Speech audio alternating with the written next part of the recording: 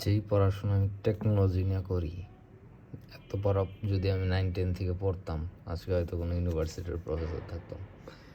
Prisma war আমি শিখতেছি and note নিতেছি।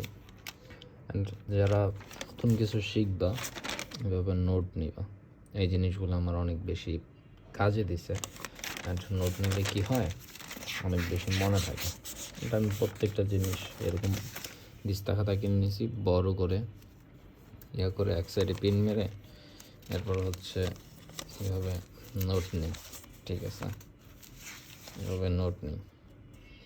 যদি নোট নাও, আই থিঙ্ক তোমার অনেক বেশি মনে থাকবে। আর আমি দেখছি আমার অনেক বেশি মনে থাকে। তো এভাবে নোট নিবা অ্যান্ড শিখতে থাকো, পড়াশোনা করতে থাকো, ওয়েব নিয়ে কাজ করো, যেইটা মন চায় টেকনোলজি নিয়ে কাজ করো, অথবা এআই নিয়ে কাজ করো, যেইটা নিয়েই করো ভালোভাবে করো। আমার মতো আলিশামি করো না। আমি আগে যেমন আলিশামি করতাম, এখন আর সেই রকম করি না। ভালো হয়ে গেছি, ভালো কাজ করি, পড়াশোনা করি, শিখি অ্যান্ড তোমাদের সাথে শেয়ার করি।